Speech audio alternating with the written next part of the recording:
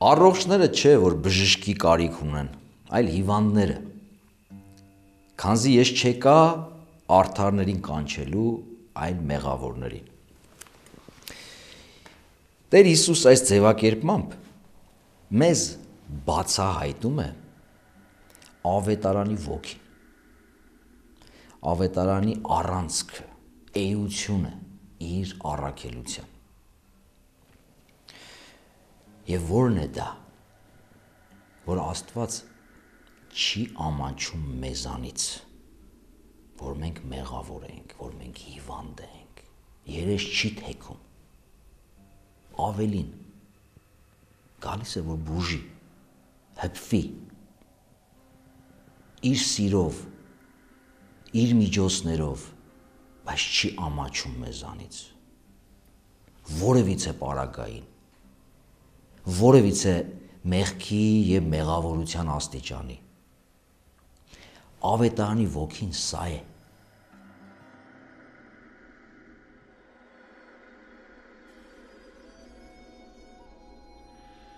Երբ մենք նայում ենք մարդկային իրականությունը, մենք անընդհատ տեսնում ենք մի շատ զազրելի երևույթ։ Երբ մեկը մյուսի աչքն է մտցնում իր մատը, ցույց տալով նրան մեղավոր լինել, չօգտագործելով հայելին իր համար։ Հիսուս դրա մասին էլ է խոսում, շյուղի և գերանի օրինակը բերելով։ Բայց Աստված մատ չի թափ տալիս մեզ վրա, ճիշտ հակառակը, իր ձեռքն է մեկնում։ Իր ձեռքն է մեկնում հրավիրելով արի իմ հետևից, ինչպես Հիսուս է ասում։ Այս խոսքը Հիսուս ասում է մի շատ կարևոր դրվագում, իրադարձության շրջանակում։ Նստած է մաքսավոր, մեղավոր, կոռուպցիոներ, մեղքի մեջ թաթախված մի, այսպես ասած, հանրույթի մեջ։ Տեսեք, չի խուսափում սեղան նստել անմաքուրի հետ, չի խուսափում հաց ուտել մաքսավոր մեղավորի հետ, որոնք այդ ժամանակաշրջանում ոչ միայն համարվում էին կոռուպցիայի մեջ թաթախված, այլ նաև բռնաճնշող, ավելին օտար ուժերի հետ համագործակցող։ Երբ աշխարհը մեղադրում է, Հիսուս հրավիրում է, արի իմ հետևից։ Ինչ արձագանք է լինում։ Փարիսեցիները այսօրվա ընկալմամբ իրենք իրենց արդար համարողները մեղադրում են Հիսուսին, մոտավորապես այս պատկերացումով. ինչպես կարելի է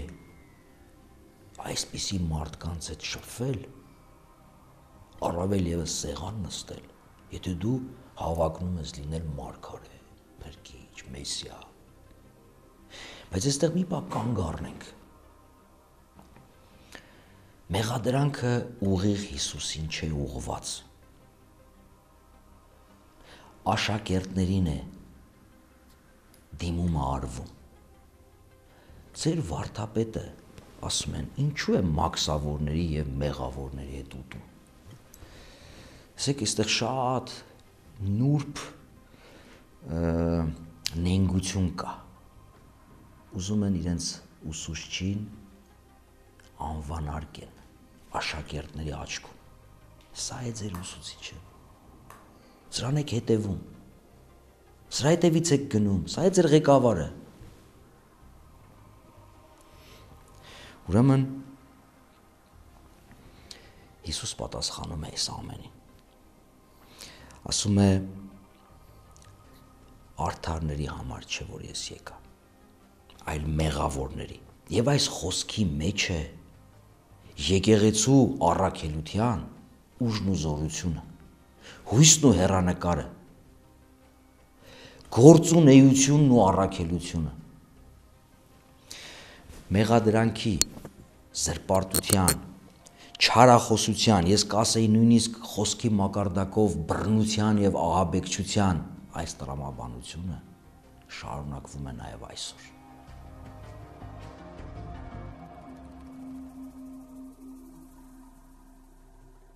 Հասարակության տարբեր շերտեր անհավատ, կեղծ բարեպաշտ, քաղաքական կամ նյութական շահառու, իրենց սեփական մեղքը մեղք չհամարող, բայց ուրիշի մեղքը ուռճացնող եւ գնդակահարության նույնիսկ արժանի համարող, ուրեմն այս հատված այս շերտը փորձ է անում վարկաբեկել եկեղեցին եւ իր սպասավորներին, ներկայացնելով այնպիսի մեղքեր, ինչպիսիք են կոռումպացվածությունը,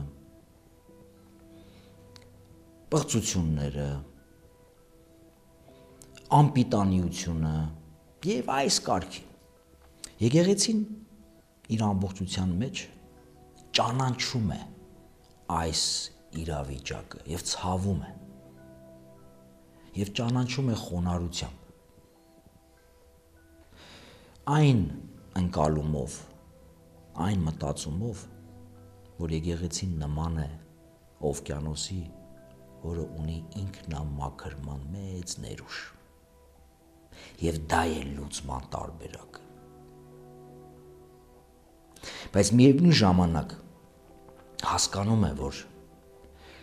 այս մեղադրանքները սրբագրելու համար չեն այս սխալները, այլ վարկաբեկելու եւ բաժանումներ առաջացնելու։ Գործում է հնագույն փորձը հարվածել հովին, որպեսզի հոտը ցրվի։ Սա Զաքարիայի մարգարեությունից է։ Հենց նույն համատեքստում։ Չարը, որ հունարեն կոչվում է դիաբոլոս, աս օգտագործում ենք դիավոլ, հայերեն դև, բառացի նշանակում է պառակտում առաջացնող, բաժանող, գործում է հենց այս տրամաբանությամբ։ Ընդհանրապես մենք չարի տրվող բնութագրերը երբ որ նայում ենք, հիմնականում այդ բնութագրերը արտահայտում են նրա գործելակերպը։ Չարը նա է, ով բաժանումներ է մտցնում։ Ուրեմն չարը գիտի, որ հնարավոր չէ, որ մարի ավետարանի լույսը, Աստծո խոսքի հաղթարշավը, այդ թվում նաև մեղավոր սպասավորների, քարոզիչների եւ այդ գործունեությանը լծված ուխտարած մարդկանց միջոցով։ Դրա համար պետք է ներսից դա անի, ներսից պետք է դա ջարդի, իսկ ջարդելու հիմնական տարբերակը, ձևը, մոլորեցնելը եւ բաժանելն է։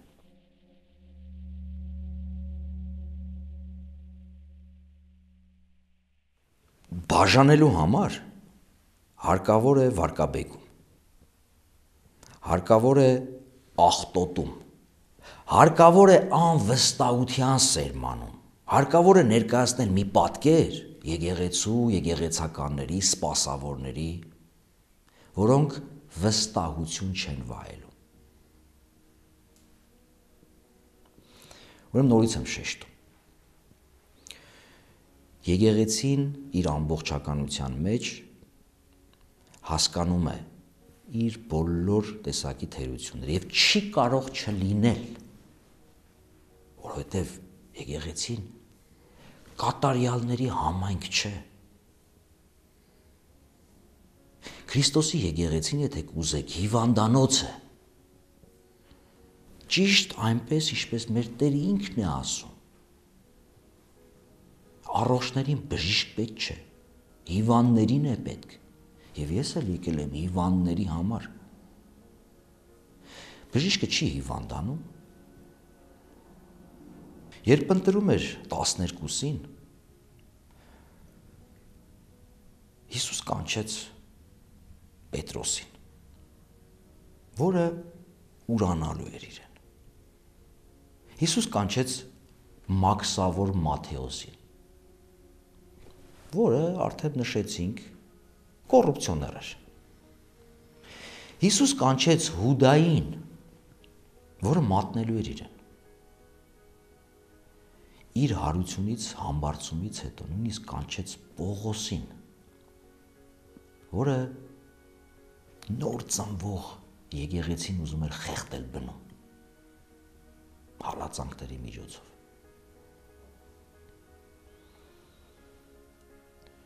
Եվ իր առաքելությունը այս երկրի վրա,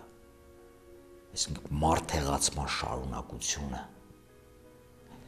կատարեց եկեղեցու միջոցով եւ հիմնեց առաքելական այս խմբի վրա, առաքելական այս հիմքի վրա։ Երբ մենք դիտարկում ենք գործք առաքելոցը, որտեղ ներկայացվում է եկեղեցու գործունեության սկիզբը այս առաքյալների ճանապարհով, այս առաքելությունը ինչպես է բացվում։ Նույն Պետրոս առաքյալի 3 ճառերով, նույն Պետրոս առաքյալի, որ ուրացել էր մի քանի տասնօրյակ առաջ, ուրեմն առաջի ճառը նվիրված է Հուդայի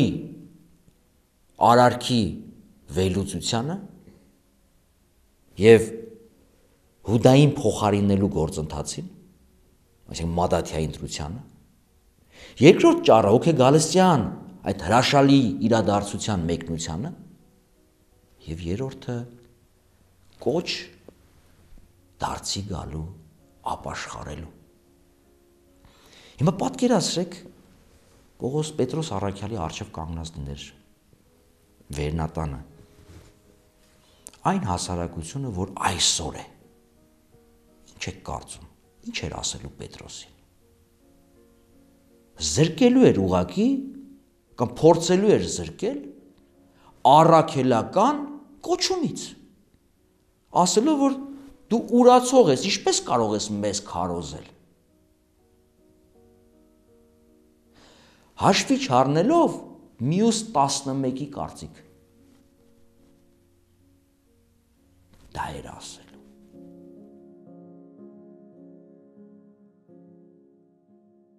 Առաքելական գործունեության ընթացքում մի դիպված արձանագրվեց, երբ Պողոս առաքյալը Պետրոս առաքյալին բռնեց կեղծավոր մի ընթացքի մեջ։ Դա որն էր, երբ հեթանոսների հետ իրեն պահեց մի ձև, երբ հրյաները եկան, ինքը լրիվ այլ կեցվածք ընդունեց։ Այս խնդիրը լուծվեց ներսում եւ լուծվեց ընդհանուր որոշումով։ Արդյոք պետք է, որ հեթանոսությունից քրիստոնեության դարձի եկողները թելպատվեն եւ օրենքը պահեն, ինչպես անում էին հրյաների պարագայում։ Դա ի դեպ շատ լուրջ խնդիր էր եկեղեցու կյանքում, որը նաև ինչ-որ իմաստով բաժանման պատճառ դարձավ, որովհետև հետո հրեական համայնքները անջատվեցին քրիստոնեական համայնքներից։ Ուրեմն այս դրվագը ցույց է տալիս, որ եկեղեցու խնդիրները լուծվում են եկեղեցու ներսում եւ ոչ թե արտաքին միջամտությունների արդյունքում։ Մենք պետք է ուղիղ աչքերով նայենք ճշմարտությանը։ Ոչ մեկ մեզ չի կարող բռնադատել մեղք գործելուց, լինենք պարզ հավատացյալ, թե պաշտոնյա։ Աստված անգամ մարդուն չզրկեց սխալվելու իրավունքից։ Բայց բացեց հեռանկարը սրբագրելու, շտկելու, ապաշխարելու, վերականգնվելու, առողջանալու եւ դեպի առաջ նայելու։ Այդ իմաստով այնինչ մարդկային է, Աստված սրբագործում է, այնինչ մարդկային տկարություն է, Աստված վերափոխում է։ Ընդամենը մենք պետք է բացվենք այդ աստվածային շնորհի առջև եւ խնդրենք ապաշխարություն, դարձ, բայց ամենակարևոր միասնականություն։ Եթե չկա միասնականություն, չարը բաժանում, պատառոտում եւ թուլացնում, դարձնում է դիմադրության համար այլևս անզոր մի օրգանիզմ։